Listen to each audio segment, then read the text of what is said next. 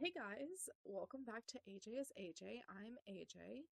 This is this is a difficult episode only because I was trying to do a full tutorial walkthrough and demonstration of some of my frustrations with planetary life to wrap it up. I wanted this to be the final episode and it will be the final episode, but it did not end on the note that I expected. It ended on a really bad one.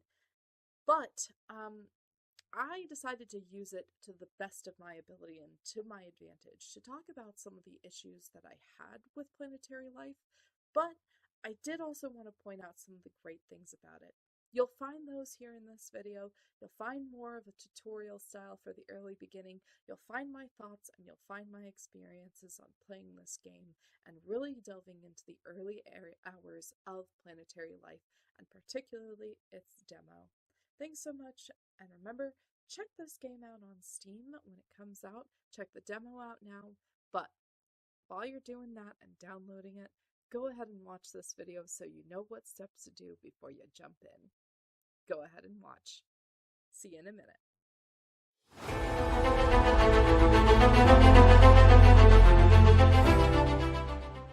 Hey guys, welcome back to AJ is AJ. We are going to do Planetary Life for one more episode. This is going to be the last run, and the reason for that is because it isn't... I don't want to say it's a big game because you can take it pretty far. There's quite a lot of evolutions, a lot of stages available for the player, a lot of growth to see on your planet. It is a fantastically designed game, and you can take this demo really far. I'm sure the full game is going to have a lot more, and it's going to be really well thought out for all of the things that all the upgrade paths you're able to take. However, as the demo stands, it is a little bit underwhelming in the things that you are given and the tools that you are used. It is difficult to really nudge your planet, create your planet in the way that you want it to. There isn't a lot of explanation on how things work well. A lot of this is trial and error, which isn't bad for, a creature creator, a planet creator, god simulator, however you kind of want to call it. It would be nice to have more than one or two sentences describing a lot of the things. I'm going to go ahead and I'm going to be playing about 4 hours. I know that sounds like an insanely long time, but even with speed up features, getting a creature, getting a planet to a point where it looks habitated, have an environment, have an atmosphere, have humidity, a tropical atmosphere, all those things do actually take time, even with the speed up option. I hope it won't go 4 hours long because I was actually hoping to record some of Dinkum today. If it does take that long, we'll push Dinkum tomorrow, but I'm going to capture, kind of the major hitting points, things that are issues, like right at the beginning. I'm going to show some of the tutorial stages of it, and then later, when I get to some of the bigger points of evolution and kind of past the basic being phase that we've been looking at quite a bit, I'm going to go ahead and show how it becomes... There's backtracking involved in certain paths that you take for evolution, or you find that the creature that you've created is suddenly, because of one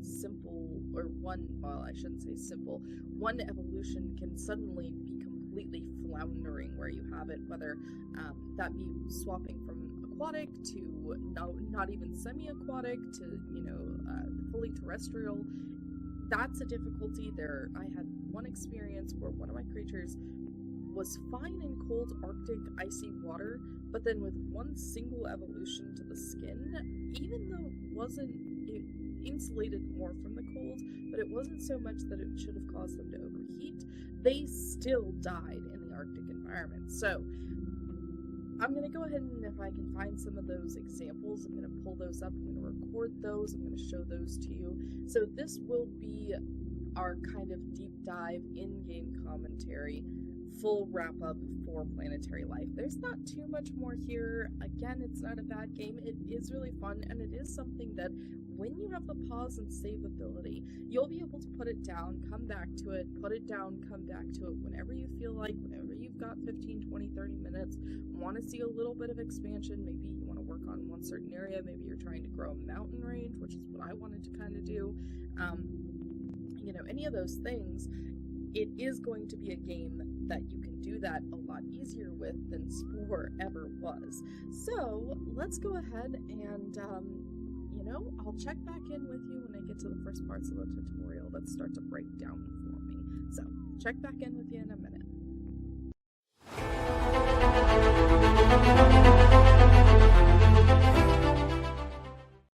So I've chosen to not skip the tutorial. I've gone ahead and I've decided to go ahead and go through with it. So, this isn't too bad. Now, this is fine. However, it tells you, you can scroll with this. Yes, you can. You can go up around the axis, down around the axis, around the axis. Yep, you can do that. However, you cannot just simply fully rotate around your planet. It's kind of a little bit sad, but that's okay. Zoom in. There are a couple of issues I have with zoom in. First off, you have completely zoomed out, next stage, and fully in.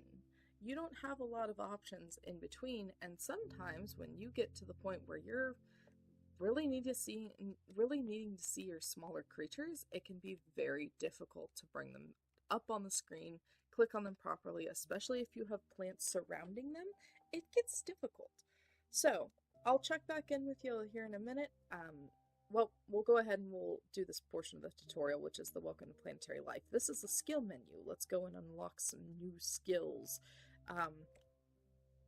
I would do that. Yes, there we go. So here's our skill tree right here, this one. And you first want to start with unlocking Get Energy. So we'll do that because that gives us 2 artifacts. Now, I tend to try to use these artifacts as best as I can as my poles, our north and south magnetic poles for this planet, because otherwise it can be pretty difficult to see what you're doing with it otherwise. So we'll put that one there, and once that one's neatly hidden, well, this one's gonna go next to a volcano, it seems. So, good. There's one placed, and there's the second one. Let's see, are those equidistant from each other? They seem to be almost equidistant from each other, yes. Maybe not, but maybe they're not perfect, but they're pretty good. Alright. We will stick with that then.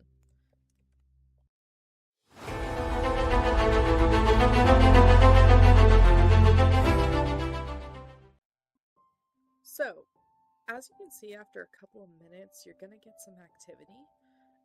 You're going to get some volcanoes that erupt, magma that builds up. These are areas of heat that are going to be important for later. And you don't get too many, but you do also go ahead and start getting some task things. But you have to be zoomed in at least to the medium to do so, which, while it's not a horrible idea, I do think it's not a great idea. I think it's easier to see certain things, or better to do certain things like seeing animals and observing the different areas that an animal is in later on when you look through the binoculars through the observation feature. It's better to be able to do that on the entire full screen, not just here in the medium. It's a little different, but what you can see over here is that we can do a couple things, such as a nicer core, set the planet's core heat into a low setting. I didn't do that purposefully. I didn't do that on my own accord. It's just what happens kind of naturally as you let a couple things happen on your planet. So you can claim that right away, and it's of course a warm planet. It'll do that as well very quickly because there's nothing keeping it cool, no water, no nothing like that. And of course the magma and the sun are heating it up quite efficiently. So we're going to go ahead, and the very next step is going to be to add water. So for that, we need to go ahead and back into the skill tree, and Comets is going to be your very first tool that you want to get to progress. Life will come here in just a little bit. Get and drop land tool. I also highly recommend getting this one early on. You can see that the only thing it tells you is you can extract land and then release it somewhere else.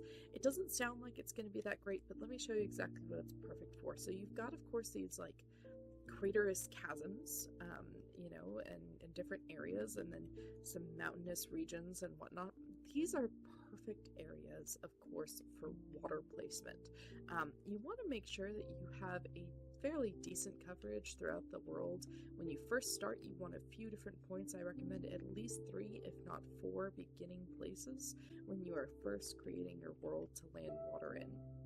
If you don't have anything quite matching this, I had one start.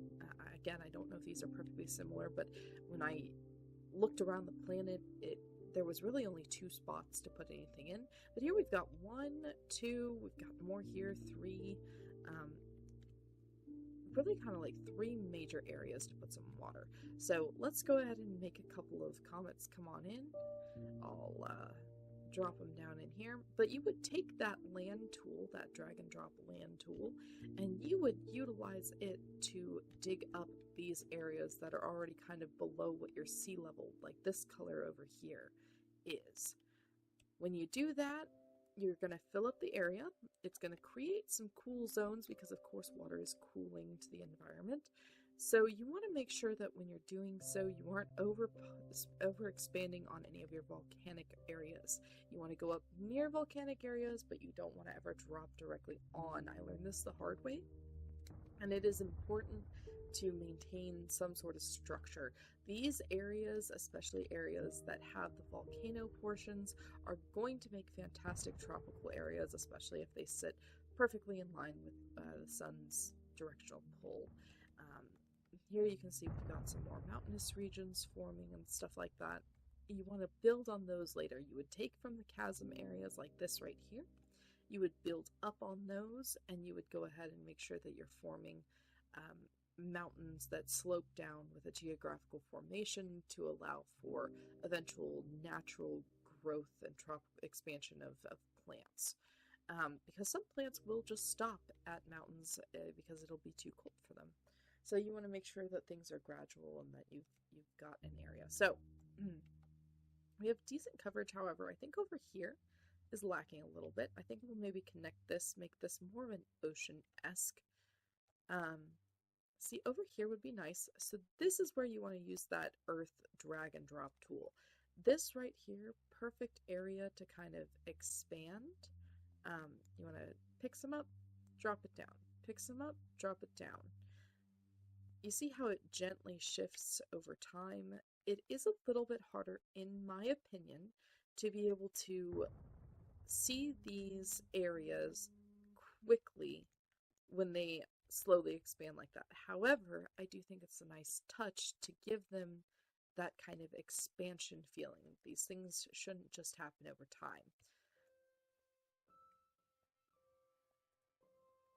All right, I'll be back here in just a second. I'm going to drop a little bit more water, get this set up the rest of the way, and then we'll come back and talk about your next steps when it comes to building life and maintaining a cooling and heating temperatures, atmosphere, and environmental aspects to keep your creatures alive, growing, and basically evolving on their own.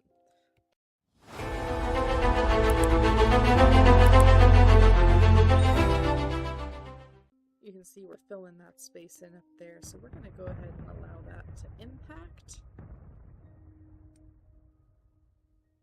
Yep, that's looking pretty beautiful if you ask me. We've got some good life potential over here. We've got maybe, oh, look at that. So these meteors, okay, natural phenomena, are fantastic early stage wise, and here's why: because they provide yet another way for terraforming to happen naturally as a cause of the environment upon your planet. This gives you a great new area to to put some water, and it's really a good building block when you are in the beginning stages of learning how to play this game. It's going to be a tool of saying, hey, here, you don't have water here yet, put some in, terraform around it, give yourself a little lake, give yourself a little ocean. Because in these early stages, something that is not explained but that makes sense is evaporation happens, and there isn't a big atmosphere and there isn't anything to give rainfall back.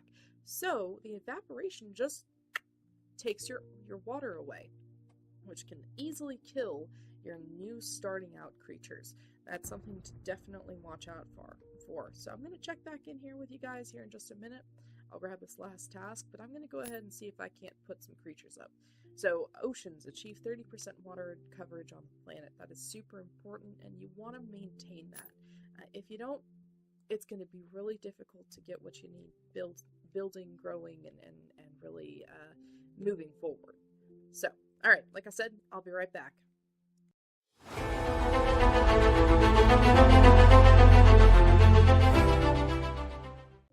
Okay, so we are going to purchase life, add life form. This is another tool, and it allows you to create the most basic form of life. The first life must be created in water. This goes for both plants or animals, whichever you choose to do first. Now, I personally prefer to go ahead and do plants first. Now, you want to find somewhere that has a little bit of cool, a little bit of heat, something a little bit kind of coastal. Something like right here is perfect. And why? Because this is going to give you the area that is going to be most hospitable to life. Now, choose your life tool over here, and then for 100 cosmic energy, you're going to start with a basic plant. Now, your basic plant has been created. You come down here. Another meteor's coming in, which is, of course, like I said, a great place to do any more terraforming and use as a good place. Now, this is what your first plant is always going to look like, a single spike here, You want to add things. These are the components that define this life form. You can click and evolve current components, or you can add new components using the plus button. Now, it is important to control the energy available and consumed. The more complex a life form is, the more energy it needs. Yep. So you'll find that for the most part, if you build on a creature a little bit in the beginning phases and then allow it to grow while you work on another creature, it will kind of get its own bearing and be able to adapt to its environment, adaptive evolution fairly quickly, and it will allow that energy consumption to either go down, expand greater, the maximum energy it's capable of. All of that is going to increase steadily on its own with this game. So set your plants, set your creatures up for success in the early stages by making sure it has, a strong stem. Do something that maybe looks something like that you're going to be able to notice and see growing later on. And the reason why I say this is because you're going to want to see growth on your planet. It's important because this game can take a while to ramp up. Now, we're going to go ahead and evolve that. I like to go ahead and make it a little bit of a stem to pulpy thing here because it makes it a little bit more vital and have a little bit of a stronger, healthier life. It grows well underground, and you also want to start out with vascular. It doesn't cost any extra energy, but it does add to its complexity. So we'll allow those evolutions to go, and we'll maintain focused on here. Perhaps what we can do is even do a quick zoom in of it, see what we can see underwater if we can see anything. It looks like that is our first plant right there. She's looking like grass. I made grass. All right. So let's see. Okay, so that's some of the basic ones. These are our plants. These are our little creations. I thought I had changed the color of these, but there they are. Those are our changed colors. So those are the first ones we created, and you can see that they did populate quite quickly. And then these are the expanded ones that will continue to grow out along this seabed. It is fairly shallow though, so hopefully it doesn't, it allows for some environmental growth quickly. Now, we'll go ahead and create a couple more plants in a couple different areas while continuing to collect task rewards.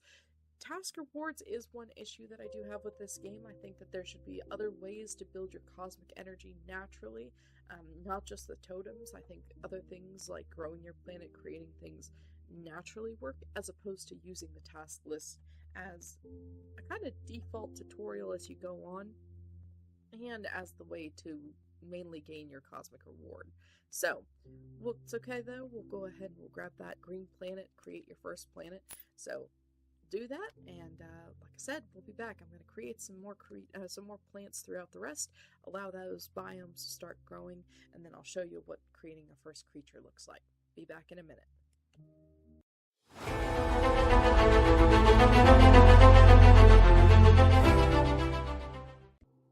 Alrighty, so we have a few different plants. I made 6 different ones in different areas, a couple Arctic ones, a couple more equator, tropical ones. This is the most recent one I did, and I gave them all differing properties, thicker stems, thinner stems, more leaves, or branches technically in the evolution trait. I did make sure that they were all vascular.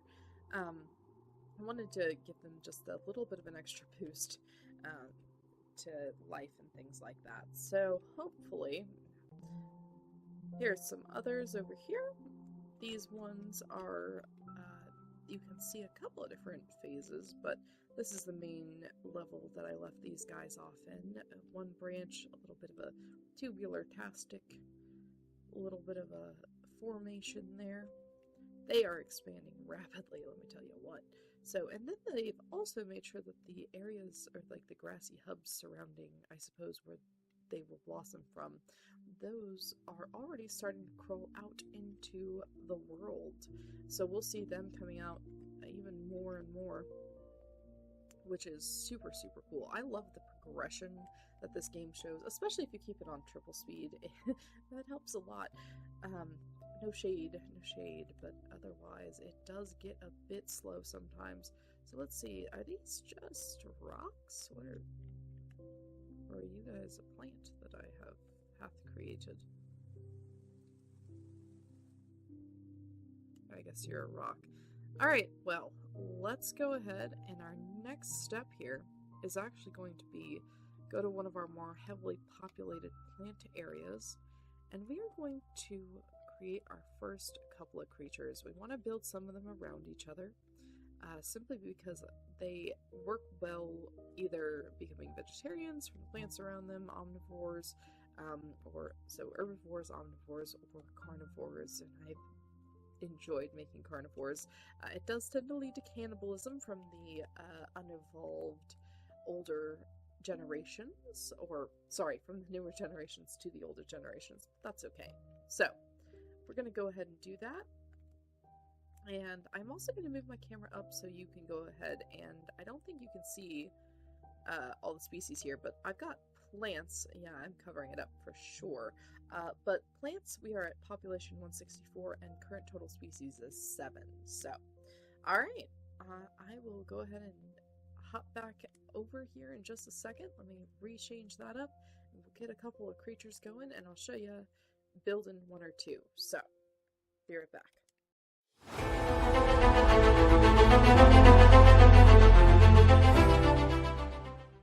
Alright, so welcome back. Let's go ahead and see what we've got next. We've already gotten these. We do need to go ahead and grab the get and drop creatures tool. This is very important just in case you get any creatures that do become too hostile too fast. You do also want to get the get and drop water tool. It does help, especially if any evaporation is happening too quickly. It can really make sure that your oceans and lands stay where they need to be over top of your creatures to keep them alive in the unfortunate event if they unfortunately get out of said area. Remove dust tool is not too bad. It can definitely help for atmospheric reasons and helping with temperature. So it's something to keep in mind. However, you'll notice that right now we're not super dusty. We're okay though. But we are starting to form some clouds, so we're starting to form some layers to everything, so it's kind of cool. Alright, now we are going to go ahead and drop our first creatures down. Let me make sure that I am in a plant populated area. Yes, we are, and look, they're already starting to grow out too. So I think these are the first of the third guys I made, but let's go ahead and make our first creature, shall we? Add life form into the pond. She goes. Alright, basic animal. So you're always going to want to do this. It's always going to start with the magnifying glass, and you're going to want to absolutely do this. So you have just created life for the first time. Congratulations. Congratulations indeed to us. We will now hit the magnifying glass. Oh, we have a purple little bead of potatoiness. Now, personally, I always go ahead and I always allow them to be able to digest food and things a little bit better, give them a gastrovascular cavity. So we're going to allow that evolution to happen, but we'll do that here in just a moment. We're going to also go ahead and give it a mouth, which will allow it to utilize that digestive system a little bit better. I found that this works well. Basic mouth, you want to just start with there. You don't want to immediately jump into a carnivore like I've done on a couple of too many occasions, because you want to make sure that it's going to be able to survive in the environment that you've put it in. You want to put some of your aspects and some of what it is, or some of your cosmic energy into the first creatures you're creating, into their survivability in heat or cold or whatever temperature that you might have put them in, or that they might find themselves in the case of whatever next catastrophic natural event happens. So we'll go ahead and we'll do that. And I also do like to give them eyes, just because I think I feel a little bit more generous when I play God during doing that. I don't think anyone should have to see nothing when they live in a potentially beautiful world. Well, there are some people, things that deserve that. We're gonna go ahead and start with a more could go predator, could go prey, more forward facing, less outward facing, but we won't go ahead and give the bug eyes. We'll leave with pinhole for now, and that is Squalodites. I think that's how we're gonna pronounce that, Squalodites. So, alright, so there are a lot of elements here that are going to be difficult to kind of navigate and gauge early on. This is the temperature, like its core body temperature. It's in Celsius, by the way. Speed on the ground, it's not in the ground. Doesn't have wings. Speed in the air, none of that is important. Speed in the water, it'll get some as it gets limbs, tails, etc. It does have some sight, does have some attack and defense. Those are all things that will become important as these creatures grow. Now, it is important that you watch and make sure that they aren't starving, because have been a couple of times where I've done something a little too quickly and the plants around them haven't been enough for them to digest. And because I haven't added any other creatures by that point, they're not eating anything, even though they're omnivorous, which is a problem. So this one is eating plants. That's a good sign. It should begin to reproduce on its own sooner rather than later. It is, can't tell if it's an adult. Yep, it's an adult, halfway through its life, seeking food, hungry. That is not great. So what we're going to do is we are going to go ahead and put a couple other basic animals around it, allow it to eat that if it finds it necessary. And I tend to find that even about 3 species within an area, giving them a couple of different properties when it comes to mouth shape, when it comes to which other extra limbs you give them first, all of those things will help with diversity of your creatures in an area and allow them to survive in this cesspool on their own. While you're working on different parts of the planet. Because that's the thing, what you want to do, and the goal of this game, from what I can tell, is work on your creatures a little bit at a time. Go through stages, go through waves, allow them to evolve and adapt on their own, and watch them benefit and grow without you while you're working on a new project somewhere else. Don't get too heavily invested in one creature. They could all end in one single misclick, which is very easy to do in this game. Or you could have one evolution go awry and suddenly your dominant life form is no longer dominant. Stick to building out little bit by little bit, exploring different areas of your planet, creating at those, and making other things that you want to see instead of making one perfect thing. Like, I have tried to make a penguin. It didn't go well. It did not come out how I wanted it to. It looked a lot more like a vertical seal, which was terrifying. I should have recorded it. I wasn't doing a video. I was trying to test more things. It was horrifying. I don't get too stuck on anything that you're trying to see happen. Have fun with what you're given and the elements that you can play with. So, I'm going to go ahead, I'm going to go make some other critters, then we're going to go ahead and we're going to jump into the merging portion of this, because merging is a whole different topic that can lead to different creatures, lead to completely different adaptations, completely different evolutions.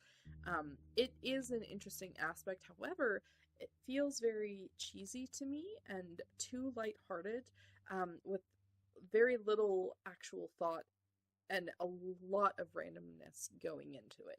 So we'll talk about that here in just a minute.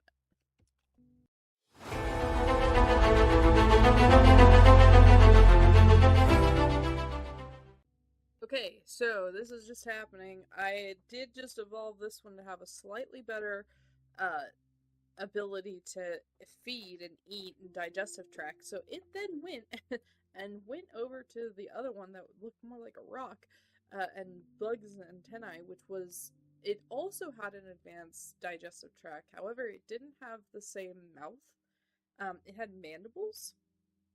And it decided to take advantage of that, and I think this one might become, it's still, surprisingly, an herbivore, which is very strange because it totally went after that one. I wonder if that was territorial in this instance, but if you look at this one over here, also a plant eater, but it's starting to look like an elephant. So we'll see, but it does seem to be eating the plants here pretty rapidly, so we're going to have to see what happens with the reproduction cycle. I'm going to have to probably put a couple more plants in this area, but we'll be back to check them out here in a little bit.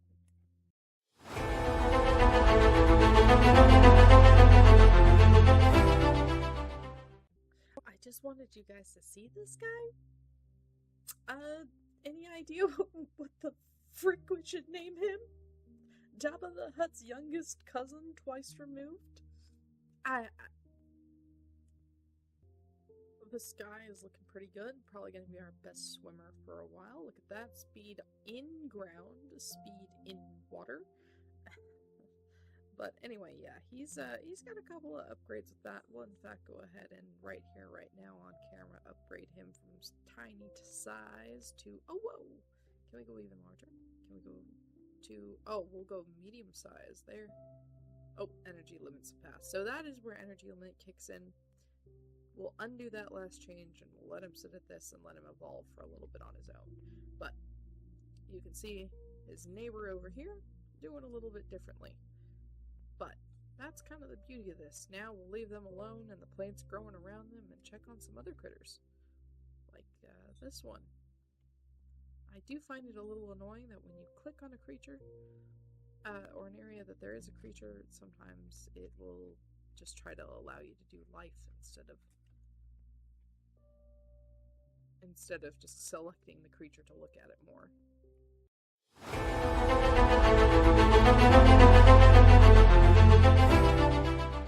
Well, unfortunately, I was trying to fix my lighting situation because a huge cloud just rolled in over top our natural beautiful sunlight and everything was completely dark on my side of the screen. I came back into the game and it has bugged. It's bugged on my computer control, my key, wow, my mouse being stuck on basic animal. I've tried to hit escape, that doesn't work, that does nothing. Control Delete will just, if I force close it, I'll lose all of my progress, which is a little frustrating. In fact, it's incredibly frustrating. It is one of the difficult things about this demo. I understand their choice to not allow you to save because they want you to be able to have that ability in the full game. However, when you're trying to test a game, it is frustrating to get to a point like this where you're trying to show things off, you're trying to be some sort of basic guide, a tutorial, talk about the things that could be made a little smoother, and you're not even able to do that because these these hotkey, these manual glitches are echoing, and I know that I can't close this out because if I do, I'm not gonna be able to do anything. All I can do is I can go around my world like this, and I can try to show you guys some things really quickly while I talk about some of my other issues with the game that I would have talked about had I had the chance to show them to you live. But I can't do this. I want to go ahead and I want to play Dinkum. This game is fun, but it's not got enough substance just yet. Here's one of our critters here. He's looking pretty good. He's moving around on his own. He's definitely our biggest one so far. Here's another one. There's Jabba the Hutt's, I don't know what to call him, but they're starting to move around. You can see that there is life. It's really cool to watch these guys grow. I kind of wish there was a way to have them be a screensaver almost. But they will continue to adaptively evolve on their own throughout the game. There is nudging, there's tweaking, of course, that you can do throughout it that allows you to grow them more and more and more. But at some point, sometimes they tend to just take on, their own ability and their own characteristics, and you can't really control them. One of the things that is very important about this game is temperature control and atmospheric control, or more specifically, humidity control. That's not a bad thing to have included in your game. However, it is incredibly frustrating to the player when those are not things that are easily adjustable. You can't determine where your equator is. You can't determine where your poles are. You can't set what those orientations or axes are. There's no way for you to know them off the bat. There's no way to read that. And then when you do begin to grow your plants or your creatures, they tend to just grow in random directions, which I'm not sure if there is a way to influence it and I just haven't found it yet, or if they're meant to grow in random directions. But the problem with this is that if you're trying to get, like, let's say the foothills of your mountain area covered so that way you can begin to have beautiful coastline, beautiful rainforest, trees, things like that, you can't do that in a way that feels impactful as the creator and the progenitor of these creatures. It's frustrating. These are cool elements. These are cool designs. If very basic, you can do a lot with them. But the things that you can't control feel like they're so important that you should be able to control them.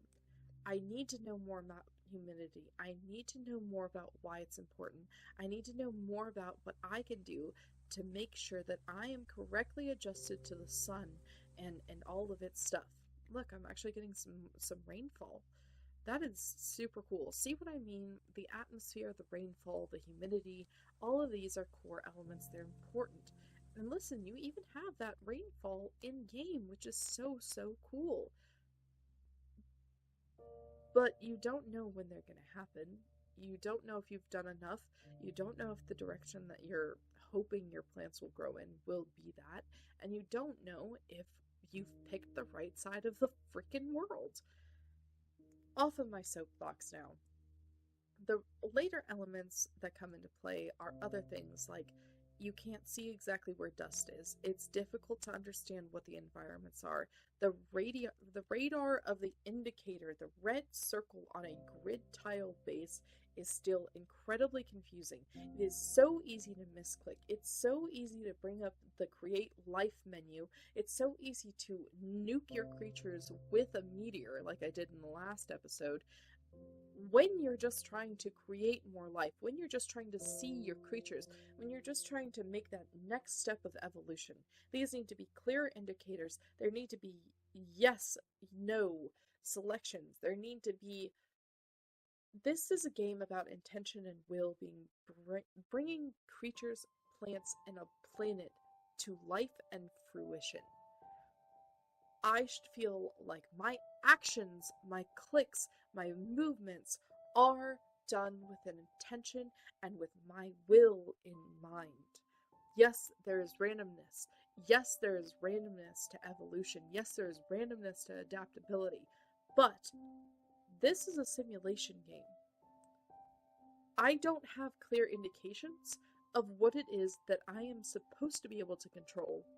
The things that shouldn't be controlled, but yet have an influence, and those things that don't need to be controlled and don't actually have an influence.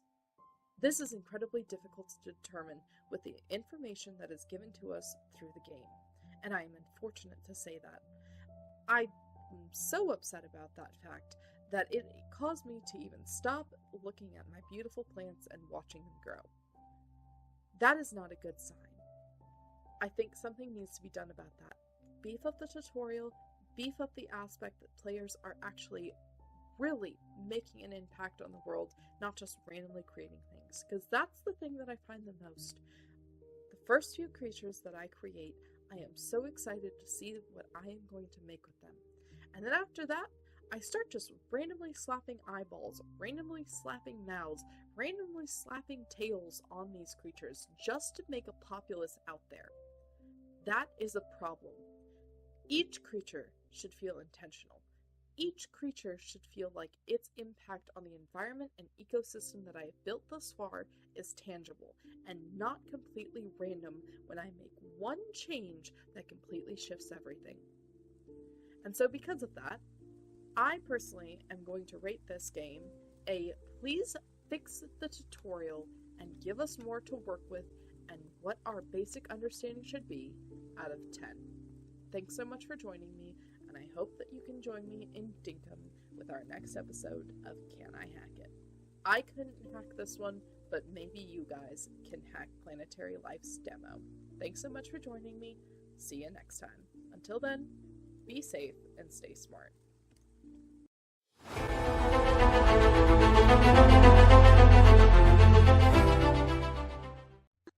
Well, I don't know about you, but that was pretty rough at the end. When you've got glitches like that, or maybe you would consider it more of a bug, it brings a lot of problems, especially when you're in a demo of a game that you're trying to learn if you're going to love and if you want to pay for and purchase to have for the rest of time. When a game doesn't allow you to continue from where you left off, when it doesn't allow you to save, and when it doesn't have a clear endpoint, that demo is really more just the gameplay without being able to be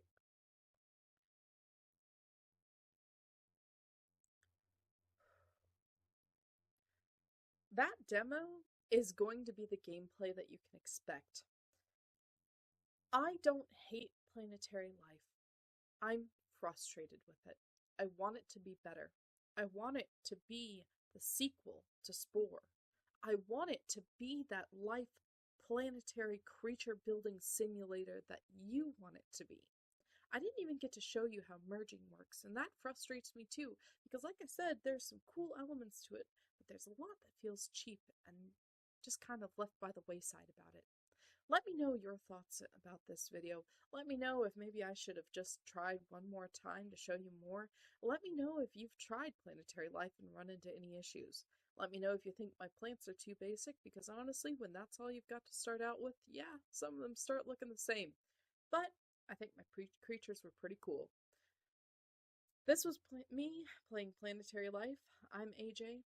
Thanks again for watching my channel. AJ is AJ, and I hope you got some insight into some of the things that you should do when you're building games like this, some of the indicators that you should use, some of the ways to communicate visually clearly to your audience and to your players, and that you've had fun. Join me next time. I'm going to be playing Dinkum. As we go through the early stages of that, there's been a big update in it. I've never played the game before, so I'm really excited to test it out and for you guys to come on the journey with me. Thanks again, and have a great rest of your day. As always, stay safe and stay smart. Oh yeah, and if you've got like 2 seconds, a like and a subscribe, and maybe even a comment about if you found any of this funny, enjoyable, or hated all of it. Any of that would be okay. Thanks so much. See you later. Bye-bye.